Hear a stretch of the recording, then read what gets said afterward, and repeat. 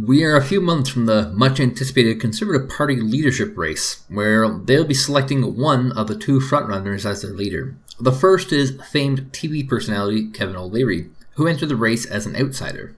The other major contender is Maxime Bernier. Bernier came into public attention for all the wrong reasons. He would have been a frumpy foreign affairs minister if not for one little event, the Coulliard affair. Now, for the sake of semantics, this is not an affair as in he was cheating on his wife. Bernier was one of the many white young male bachelors in the Conservative Party. It was rather unusual. CPC men are usually married, if not for the sake of optics. They usually have copious numbers of children. But here you had a large number of single men that Vice News referred to as the gay mafia, on the presumption that being single and young meant they all must be gay. Well, John Baird was. Just after Peter MacKay took a bride in an Iranian woman that the opposition accused of being a spy, Maxime Bernier began seeing Julie Coulliard. In 1996, Julie Coulliard was friends and lovers with a moneylender associated with the Hells Angels. This man was murdered, and a few months after, charges were pressed against him. Coulliard entered a relationship with a Hells Angels enforcer, Stephen Harper, who shortly after would become a police informant under witness protection. Coulliard became pregnant and had an abortion. By 2002, she was in an actual affair with a married man and found herself ditched in Italy. Just after this, she began dating an aide to a minister of public works. She collected fees from a real estate company that received a public works contract, which was later ruled a conflict of interest. Fast forward 5 years, Coulliard is dating Bernier. Coulliard was being courted to run as an MP for the Conservative Party, and she meets Bernier at a CPC dinner. The two are seen exiting a limo, and she is wearing the most non-conservative clothing possible. Conservative women have a certain hairstyle, they have a certain dress code, and they most certainly don't have visible breasts.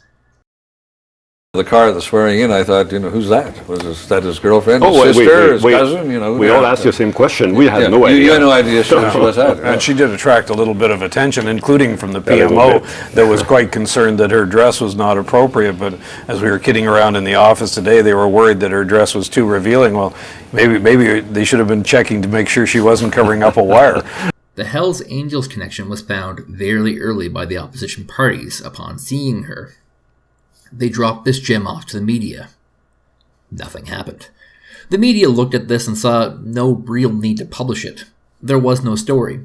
She had never done anything illegal herself. This is unfair. If she was a member of Hells Angels, well, that would be something else, but she wasn't.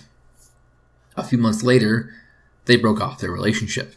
Formally, but still continued to see each other more casually. On one particular evening, Bernier left behind a single document. They were briefing notes from a past NATO meeting. The one-page document was in point format and was deemed classified, although not of any significant importance. Bernier asked Coulliard to burn the document, but Coulliard instead submitted it to a lawyer who returned it to Parliament. No one is interested in prying into anyone else's private affairs. However, there is a concern that has been raised because, let's face it, the Hells Angels, some of these gangs, they're pretty nasty people. And particularly when you're looking at security, you start drawing some dotted lines. Canada is at war in Afghanistan. Afghanistan is the largest producer of opium in the world.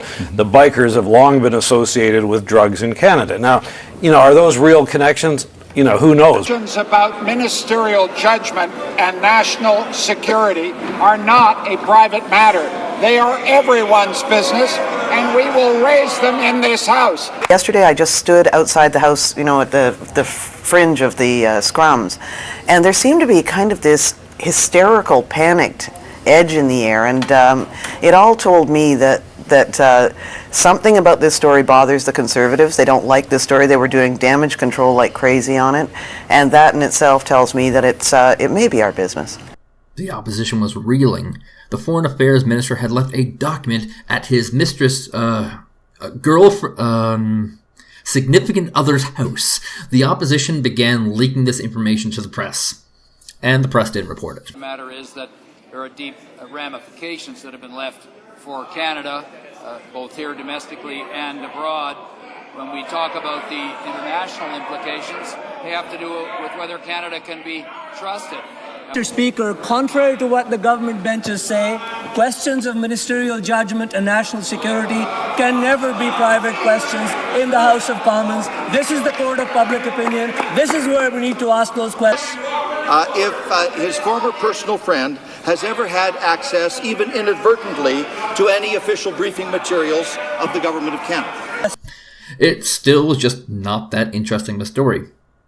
The opposition continuously pointed to this event, but no one wanted to report it.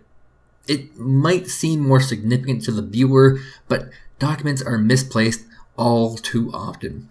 Marianne Massef, as Minister of Electoral Reform, had misplaced almost 50 documents in her 1 year as minister. Stéphane Dion, as Minister of Global Affairs, had misplaced almost 4,000 documents in that first year. Eventually, though, the media did report it. This has been talked about for months, about doubts or questions or whatever. And this only came out because one media outlet decided to take the lead and then everyone followed in the media. For the most part, the media was uncharacteristically defending a Harper minister. The opposition kept at it, trying to milk the scandal for what it was worth, which wasn't much. In the 2008 election year, Coulliard would put out a tell-all book about Bernier. And what happened is that Maxime came to my house and the document in question was left at my house. What kind of document?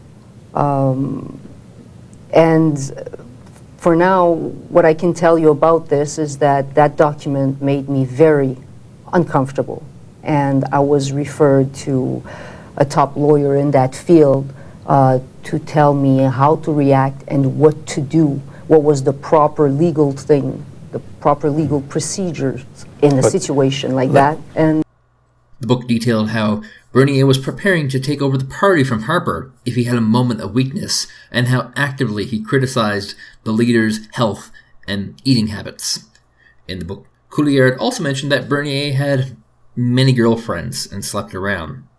Bernier actively denied the claim that he was trying to take over the party, but these days he claims he has been preparing to be leader for a very long time. Bernier was cleared of any wrongdoing after an RCMP investigation that was invoked by the NDP. But, ironically, the opposition were the ones found in the wrong. This is unfair. Remember when a Liberal aide was dating Julie Coulliard?